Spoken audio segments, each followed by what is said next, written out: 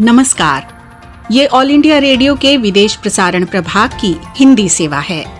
England, पश्चिम Europe, दक्षिण पूर्व Asia, पूर्वी अफ्रीका, मॉरिशस, पश्चिम एशियाई देशों और खाड़ी देशों के लिए लक्षित हिंदी सेवा के इस सोशल मीडिया कार्यक्रम में आप सभी का स्वागत है। पेश है ESD news magazine. All India radio की ये हिंदी सेवा है। अब आप मुनीश शर्मा से समाचार सुनिए। प्रधानमंत्री नरेंद्र मोदी ने आज दिल्ली मेट्रो की मैजेंटा लाइन पर ड्राइवर के बगैर चलने वाली देश की पहली रेलगाड़ी का उद्घाटन कर दिया है। ये लाइन जनकपुरी पश्चिम को बोटैनिकल गार्डन मेट्रो स्टेशन से जोड़ती है। प्रधानमंत्री ने एयरपोर्ट एक्सप्रेस लाइन पर पूरी तरह संचालित नेशनल कॉमन मोबिलिटी कार्ड सेवा का भी उद्घाटन किया। देश के किसी भी भाग से जारी किए गए रुपे डेबिट कार्ड धारक इसका इस्तेमाल करके एयरपोर्ट एक्सप्रेस लाइन पर यात्रा कर सकेंगे। एक वर्चुअल माध्यम से समारोह को संबोधित करते हुए श्री मोदी ने कहा कि सरकार तेजी से शहरीकरण के जरिए चुनौतियों को अवसर में बदलने के लिए प्रतिबद्ध है। उन्होंने कहा कि ये भविष्य की जरूरतों के लिए शहरों का विकास करने का एक प्रयास है। ये सरकार के त्वरित सुशासन उपलब्ध कराने के प्रयासों से संभव हो पाया है।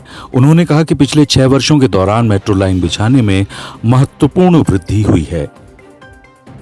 प्रधानमंत्री नरेंद्र मोदी एक वीडियो कॉन्फ्रेंस के जरिए आज शाम 4:30 बजे महाराष्ट्र में संगोला से पश्चिम बंगाल में शालीमार तक 100वीं किसान रेल को झंडी दिखाकर रवाना करेंगे। इस रेलगाड़ी में फूल गोभी, शिमला मिर्च, पत्ता गोभी, सहजन मिर्च और प्याज जैसी सब्जियों के साथ साथ अंगूर, संतरा, अनार, केला और शरीफा तथा अन्य फल सब्जियां ले जाई जा सकेंगी। मार्ग में गाड़ी रुकने पर इन वस्तुओं के उतारने और लादने की अनुमति रहेगी और खेप के आकार पर कोई सीमा नहीं रहेगी। भारत सरकार ने फलों और सब्जियों के परिवहन पर 50% की सब्सिडी दी है। कृषि मंत्री नरेंद्र सिंह तोमर और रेल मंत्री पीयूष गोयल भी इस अवसर पर उपस्थित रहेंगे। हमारे संवाददाता ने बताया है कि पहली किसान रेल इस साल 7 अगस्त को देवलाली से दानापुर के लिए शुरू की गई थी, जिसे बाद में मुजफ्फरपुर तक बढ़ा दिया गया था। किसानों से अच्छी प्रतिक्रिया मिलने के बाद इस रेलगाड़ी को साप्ताहिक से हफ्ते में 3 दिन के लिए बढ़ा दिया गया था। किसान रेल देश में कृषि उत्पादों के त्वरित परिवहन के लिए काफी महत्वपूर्ण साबित हुई है। किसान रेल जल्द खराब होने वाले कृषि उत्पादों को एक जगह से दूसरी जगह पर लाने ले जाने की निर्बाध आपूर्ति श्रृंखला को सुनिश्चित करती है। विदेश मंत्री डॉक्टर एस जयशंकर ने कतर में उद्योग जगत के लोगों से मुलाकात की और भारत में निवेश के अवसरों पर चर्चा की। डॉक्टर जयशंकर इस खाड़ी देश की 2 दिवसीय यात्रा पर कल दोहा पहुंचे थे। उन्होंने अपनी यात्रा की शुरुआत भारत कतर व्यापार सम्मेलन के साथ की। विदेश मंत्री ने दोनों देशों के बीच व्यापार साझेदारी को और मजबूत करने की प्रतिबद्धता की सराहना की और एक ट्वीट में डॉक्टर जयशंकर ने कहा कि उन्होंने आत्मनिर्भर भारत से उत्पन्न नए अवसरों के बारे में बताया है। उन्होंने कतर के वाणिज्य और उद्योग चैम्बर के अध्यक्ष शेख खलीफा और कतर व्यापारी संघ के अध्यक्ष शेख फैसल का धन्यवाद किया। डॉक्टर एस जयशंकर ने कतर के राष्ट्रीय संग्रहालय का भी दौरा किया, जहां उन्होंने भारत और कतर के बीच के ऐतिहासिक संबंधों के बारे में जानकारी प्राप्त की। एक ट्वीट संदेश में विदेश मंत्री ने कहा कि गुजरात वाणिज्य और व्यापारिक संबंधों का एक प्रमुख द्वार था। बाद में दिन में डॉक्टर एस जयशंकर ने कतर में रह रहे भारतीय समुदाय से वर्चुअल माध्यम से बातचीत की और कोविड-19 की चुनौती से निपटने में उनके सहयोग की प्रशंसा की। उन्होंने न्यू इंडिया के विकास में भाग लेने का अनुरोध भी किया। अपनी इस यात्रा के दौरान विदेश मंत्री कतर के उप प्रधानमंत्री और विदेश मंत्री शेख मोहम्मद बिन अब्दुल रहमान बिन जासिम अल थानी के साथ विस्तार से द्विपक्षीय संबंधों पर चर्चा करेंगे।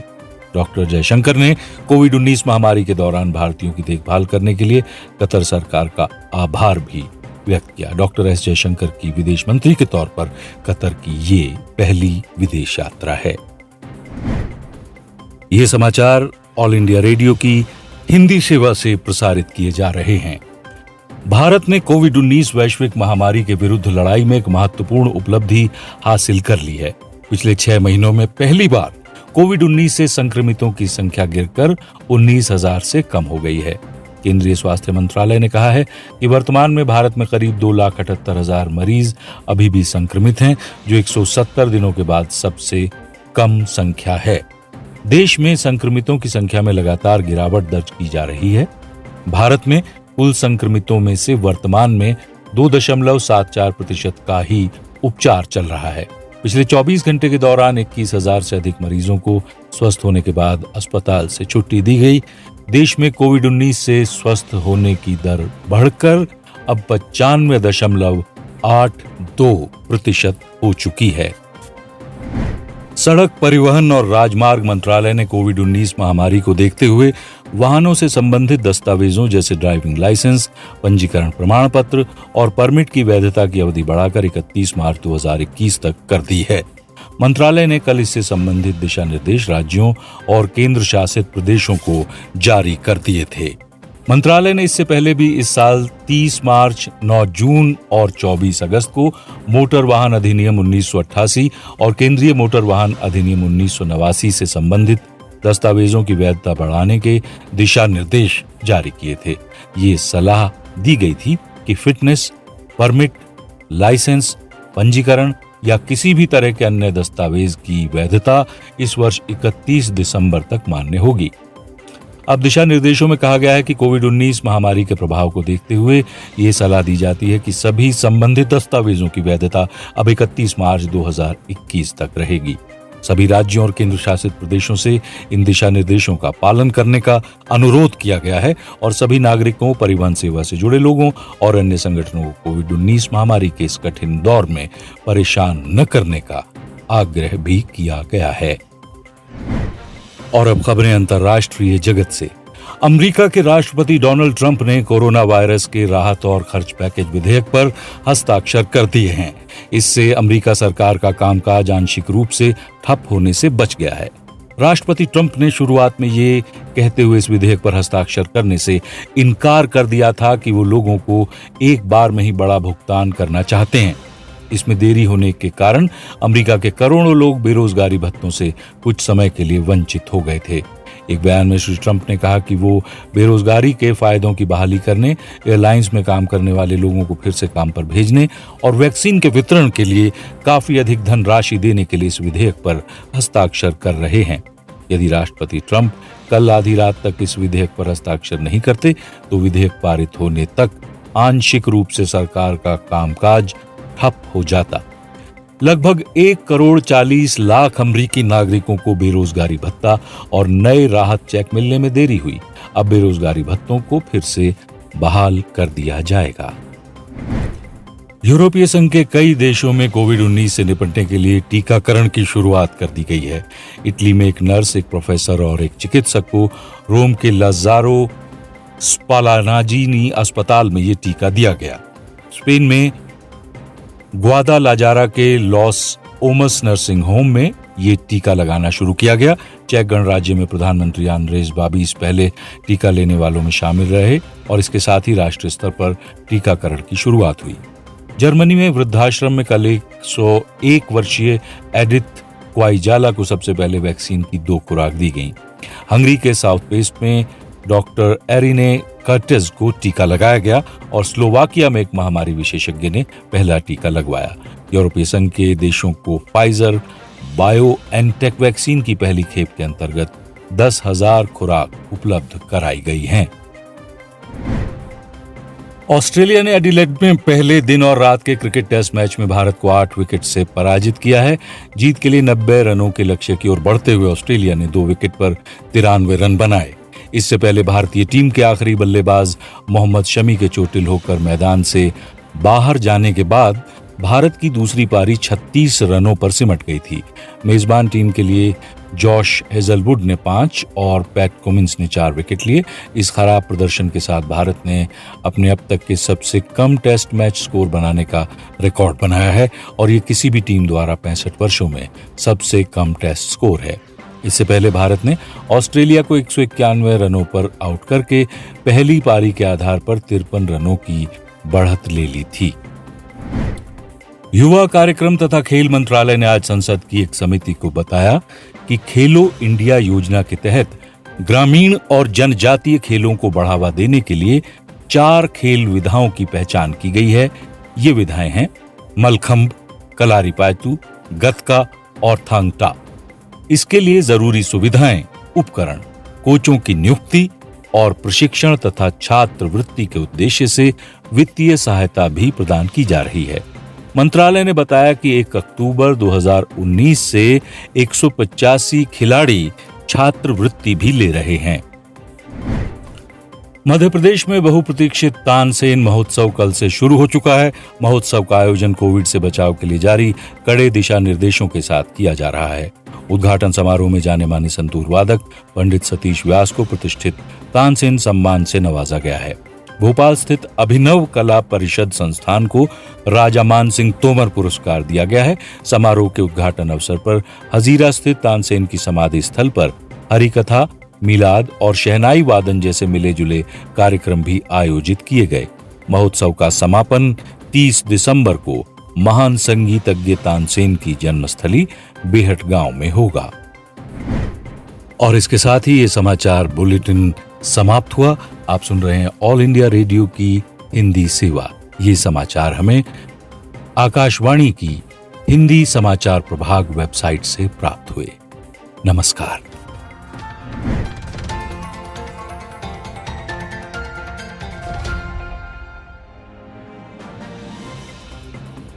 ऑल इंडिया रेडियो की हिंदी सेवा से प्रस्तुत है कार्यक्रम समाचार पत्रों से।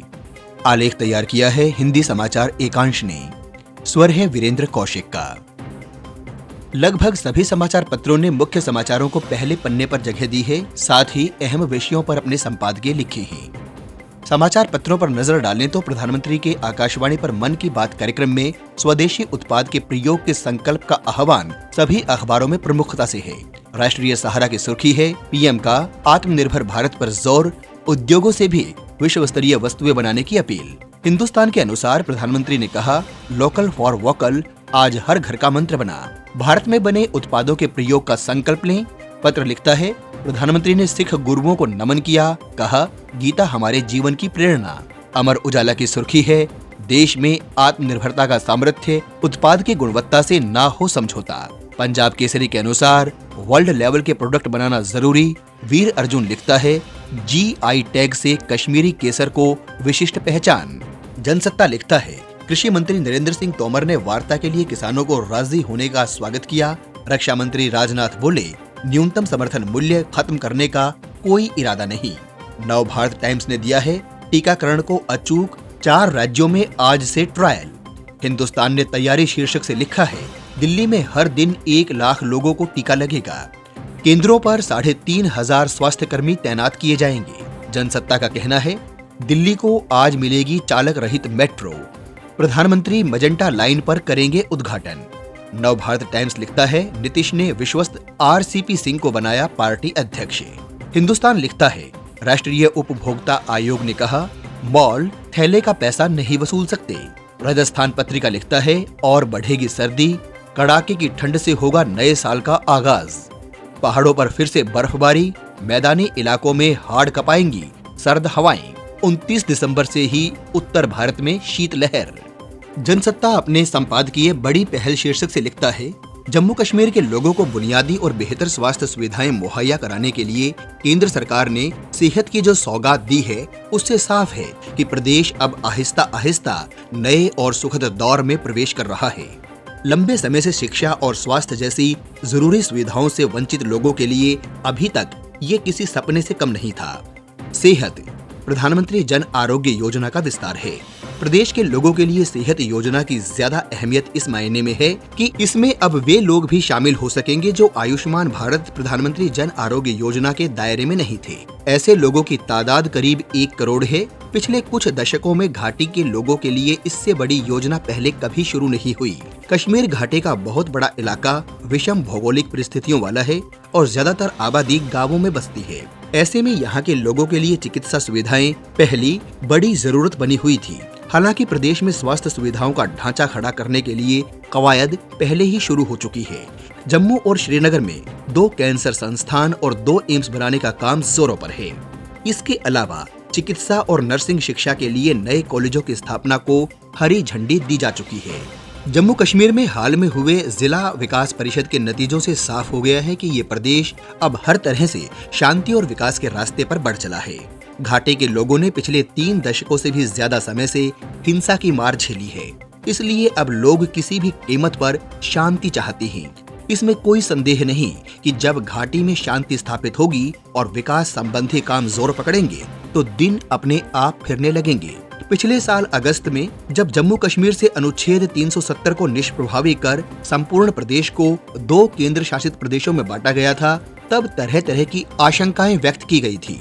लेकिन प्रदेश में जिस तरह चरणबद्ध तरीके से राजनीतिक प्रक्रिया शुरू की गई और पहली बार जिला विकास परिषद के चुनावों में लोगों ने बढ़ चढ़कर हिस्सा लिया और पूरी चुनाव प्रक्रिया बिना किसी हिंसा के पूरी हुई, वो इस बात का प्रमाण है कि लोगों ने अब शांति और विकास के विकल्प को चुना है। आज जम्मू कश्मीर में जिस तरह से माहौल बदला है, उसमें सरकार के प्रयासों से भी ज्यादा लोगों का सहयोग है, जिसके बिना कश्मीर में नई सुबह देखने को नहीं मिल पाती। जम्मू कश्मीर में आतंकवादी हमले अभी भी सुरक्षा बलों के लिए बड़ी चुनौती बने हुए हैं। राजनीतिक गतिविधियों से जुड़े लोगों को निशाना बनाने से आतंकी संगठन बाज नहीं आ रहे। वे नहीं चाहते कि घाटी में किसी भी रूप में राजनीतिक गतिविधियां जोर पकड़ें। ऐसे में इसका सबसे बड़ा तोड़ घाटी के लोगों तक विकास संबंधी योजनाओं के लाभ पहुंचाना है। जब लोगों को ये भरोसा होने लगेगा कि शिक्षा, स्वास्थ्य, रोजगार जैसी उनकी बुनियादी जरूरतें पूरी करने के लिए सरकार हर स्तर पर गंभीरता से जुटी है, उन्हें राजनीति की मुख्य धारा में शामिल किया जा रहा है। नौजवानों को रोजगार मुहैया कराने के लिए घाटी में उद्योग धंधे लगाए जा रहे हैं, पारंपरिक व्यवसाय को बढ़ावा दिया जा रहा है, तो कोई संदेह नहीं कि लोग इसका लाभ ना उठाएं। अगर प्रदेश में प्रशासन अपने कामों से लोगों का दिल जीत लेता है तो निश्चित ही लोग भी साथ आएंगे और कश्मीर में जल्द ही आतंकवाद खत्म होगा। नवभारत टाइम्स का संपादकीय है कमाल के सुपर रिच। कोरोना महामारी और लॉकडाउन ने अन्य देशों की तरह भारत की अर्थव्यवस्था का भी बुरा हाल कर रखा है, लेकिन देश के सुपर रिच क्लब पर इसका कोई विपरीत प्रभाव नजर नहीं आता है। पिछले साल दिसंबर की स्थिति देखें तो उस समय देश में डॉलर बिलियनियर्स जिनके पास कम से कम 1 अरब डॉलर की चल संपत्ति है की संख्या 80 थी, जो अब बढ़कर 90 हो गई है। यानी त्रासदियों से भरे इस साल में भी सुपर रिच क्लब फलता फूलता रहा। न केवल इसके सदस्यों की संख्या बढ़ी, बल्कि इसकी संपत्ति में भी भरपूर इजाफा हुआ। पिछले दिसंबर में इस क्लब के सदस्यों की कुल संपत्ति 364 अरब डॉलर थी, जो अब 483 अरब डॉलर लगभग 35.5 लाख करोड़ रुपए हो गई है, यानी 33% का इजाफा। यहाँ ये बताना जरूरी है कि ये बढ़त इस अर्थ में सांकेतिक है कि ये शेयर बाजार के चढ़ने के साथ चढ़ी है और इसके नीचे आने पर उतर भी सकती है। वैसे भी समाज के किसी हिस्से में अमीरी आती है और उसकी संपत्ति में बढ़ोतरी होती है तो ये खुद में कोई बुरी बात नहीं है। कुछ लोगों का अमीर होना कई बार अपने पीछे समृद्धि का सिलसिला लेकर आता है। इसलिए अगर समाज के किसी भी हिस्से में अनुपात से ज्यादा अमीरी आ रही हो और इसके लिए वो गैर कानूनी रास्ते ना अपना रहा हो तो इसमें कोई चिंता की बात नहीं। लेकिन अभी भी स्थितियां सामान्य नहीं हैं। ये देश और समाज के लिए अभूतपूर्व चुनौतियों का दौर है, जब सामान्य आर्थिक गतिविधियों के भी सहज रूप लेने के लाले पड़े हुए हैं। देश की जीडीपी इस साल नेगेटिव में रहना तय है। छोटी बड़ी तमाम कंपनियों में उत्पादन जो ठप हुआ वो दोबारा अभी नाम से ही शुरू हो पाया है। अर्थव्यवस्था डिमांड की किल्लत से जूझ रही है। ऐसे में देश की संपदा अगर खिंचकर एक कोने में जा रही है तो ये देखना जरूरी हो जाता है कि मांग बढ़ने में उसकी कोई अहम भूमिका है या नहीं। मतलब ये कि उस पूंजी में कहीं कोई आर्थिक गतिविधि शुरू हो रही है या नहीं, कुछ लोगों को इससे रोजगार मिल सकता है या नहीं। और ये कोई छोटी मोटी राशि का मामला नहीं है। मौजूदा डॉलर भाव के मुताबिक मात्र 90 लोगों के इस सुपर रिच क्लब की कुल संपत्ति देश के जीडीपी का करीब 20% बैठती है। जाहिर है ये कोई ऐसी बात नहीं है जिसे एवं ही मानकर छोड़ दिया जाए। इससे बाजार की राह रुक सकती है, जो बाकी अर्थव्यवस्था की बात तो छोड़िए, खुद इस सुपर रिच क्लब की भी मुश्किलें बढ़ा सकती हैं। सरकार की ये चिंता समझ में आती है कि घोर अंधेरे दौर में भी कुछ चमकदार सितारे जरूर होने चाहिए, क्योंकि उससे लोगों में अंधेरे से निकलने की उम्मीद बनी रहती है। लेकिन अर्थव्यवस्था की नैया को इस तूफान से बाहर ले जाना है तो सुपर अमीरी के भंवर को नजरअंदाज करने की नीति बदलनी होगी।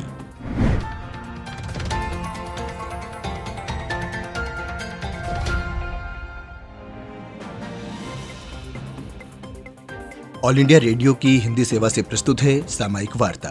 विषय है प्रधानमंत्री का भारतीय उत्पादों को वैश्विक मानकों के अनुरूप बनाने का आग्रह। आलेख तैयार किया है ऑल इंडिया रेडियो के समाचार विश्लेषक कौशिक रॉय ने। अनुवाद एवं स्वर वीरेंद्र कौशिक। प्रधानमंत्री ने ऑल इंडिया रेडियो नेटवर्क पर अपने दूसरे कार्यकाल में मन की बात कार्यक्रम की 19वीं कड़ी में नागरिकों से अपने विचार साझा किए। प्रधानमंत्री नरेंद्र मोदी ने कहा कि हमारे देश को 2021 में नई ऊंचाइयों को छूना है। इससे बड़ी कामना और क्या हो सकती है कि दुनिया में भारत की छवि को और मजबूत करें। प्रधानमंत्री ने उस समय को याद किया जब नागरिकों ने उत्साहपूर्वक इस वर्ष मार्च में जनता कर्फ्यू जैसी गतिविधियों में अपना योगदान दिया था। ये पूरी दुनिया के लिए प्रेरणा बन गया। जब सारे देश ने एकजुट होकर हमारे कोरोना योद्धाओं का ताली थाली के साथ उत्साह बढ़ाया तो थालियों और तालियों की गड़गड़ाहट से पता चला कि कोविड-19 के खिलाफ लड़ाई में लोगों की भागीदारी कितनी सशक्त थी। श्री मोदी ने कहा कि देश के सबसे आम लोगों ने इस परिवर्तन को महसूस किया है। प्रधानमंत्री ने बताया कि उन्होंने देश में आशा की एक असाधारण लहर देखी है। कई चुनौतियां और कई संकट आए। कोरोना के कारण दुनिया को आपूर्ति श्रृंखला के मामले में कई बाधाओं का सामना करना पड़ा, लेकिन हम हर संकट के साथ नया सबक सीखते हैं। देश में नई क्षमताओं का विकास हुआ है और ये क्षमता ही आत्मनिर्भरता है। प्रधानमंत्री ने आंध्र प्रदेश के विशाखापत्तनम के रहने वाले वेंकट मुरली प्रसाद द्वारा भेजे गए एक पत्र के बारे में बताया कि पत्र में वेंकट ने उन सभी वस्तुओं को सूचीबद्ध किया था जो वो प्रतिदिन उपयोग करता है। इसमें इलेक्ट्रॉनिक्स, स्टेशनरी, सेल्फ केयर उत्पादों के अलावा कई अन्य चीजें शामिल हैं। वेंकट ने प्रधानमंत्री को लिखे अपने पत्र में कहा कि जाने या अनजाने में हम उन विदेशी उत्पादों का उपयोग कर रहे हैं जिनके विकल्प भारत में आसानी से उपलब्ध हैं। उसने अब कसम खाई है कि वो केवल उस उत्पाद का उपयोग करेगा जो हमारे देशवासियों की लगन और मेहनत से बना हो। ये त्रुटि रहित, पर्यावरण अनुकूल लोकाचार के साथ काम करने का उपयुक्त समय है। प्रधानमंत्री ने देश के निर्माताओं और उद्योगपतियों से आग्रह किया कि देश के लोगों ने एक दृढ़ और साहसिक कदम उठाया है। स्थानीय उत्पादों को महत्व देने के स्वर हर घर में गुंजायमान हैं। ऐसे में ये सुनिश्चित करने का समय आ गया है कि हमारे उत्पाद वैश्विक मानकों पर खरे उतरे। जो भी उत्पाद वैश्विक तौर पर श्रेष्ठ है, हमें इसे भारत में बनाना चाहिए और ये साबित करना चाहिए। इसके लिए हमारे उद्यमी मित्रों को आगे आना होगा, स्टार्टअप्स को भी आगे आना होगा। श्री मोदी ने श्री गुरु गोविंद सिंह जी के पुत्रों साहिबजादे जोरावर सिंह और फतेह सिंह को श्रद्धा सुमन अर्पित किए। अत्याचारी चाहते थे कि साहिबजादे अपना विश्वास और महान गुरु परंपराओं की शिक्षाओं को त्याग दें, लेकिन साहिबजादों ने उस बाल्य अवस्था में भी अद्भुत साहस और दृढ़ संकल्प का परिचय दिया। श्री गुरु गोविंद सिंह जी के परिवार के सदस्यों द्वारा दिए गए सर्वोच्च बलिदान को लोग बहुत श्रद्धा के साथ याद करते हैं। इस शहादत ने देश और पूरी मानवता को सीखने की नई किरण दिखाने का काम किया है। इस शहादत ने हमारी सभ्यता की रक्षा का महान कार्य किया। हम इस शहादत के ऋणी हैं। प्रधानमंत्री मोदी ने कहा कि भारत में 2014 और 2018 के बीच तेंदुओं की संख्या में 60% से अधिक की वृद्धि हुई है। 2014 में देश में तेंदुओं की संख्या लगभग 7,900 थी, जबकि 2019 में ये बढ़कर 12,852 हो गई। ये वही तेंदुए हैं जिनके बारे में जिम कॉर्बेट ने कहा था कि जिन लोगों ने तेंदुए को प्राकृतिक वातावरण में स्वच्छंद रूप से विचरण करते हुए नहीं देखा है, वे इसकी सुंदरता की कल्पना नहीं कर सकते। इसके रंगों की सुंदरता और आकर्षण का ख्याली चित्र भर बना सकते हैं। देश में अधिकांश हिस्सों, विशेषकर मध्य भारत में तेंदुओं की संख्या में वृद्धि हुई है। तेंदुओं की अधिकतम आबादी वाले राज्यों के बीच मध्य प्रदेश, कर्नाटक और महाराष्ट्र क्रम में सबसे ऊपर हैं। ये इस साल की एक बड़ी उपलब्धि है। दुनिया भर में तेंदुए खतरों का सामना कर रहे हैं। उनके निवास स्थान को पूरी दुनिया में नुकसान उठाना पड़ा है। ऐसी परिस्थितियों में भारत में तेंदुओं की आबादी में निरंतर वृद्धि ने दुनिया को एक रास्ता दिखाया है। प्रधानमंत्री मोदी ने कहा कि हमें अपने देश को केवल एक बार उपयोग होने वाले प्लास्टिक से मुक्त बनाना है। ये भी 2021 के प्रस्तावों में से एक होना चाहिए। निष्कर्ष में देशवासियों को नववर्ष की शुभकामनाएं दी। उन्होंने नागरिकों से स्वस्थ रहने और अपने परिवार को भी स्वस्थ रखने का आग्रह किया।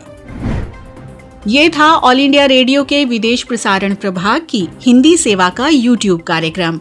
ESD न्यूज मैगजीन का अगला अंक लेकर हम फिर हाजिर होंगे। अब दीजिए इजाजत, नमस्कार।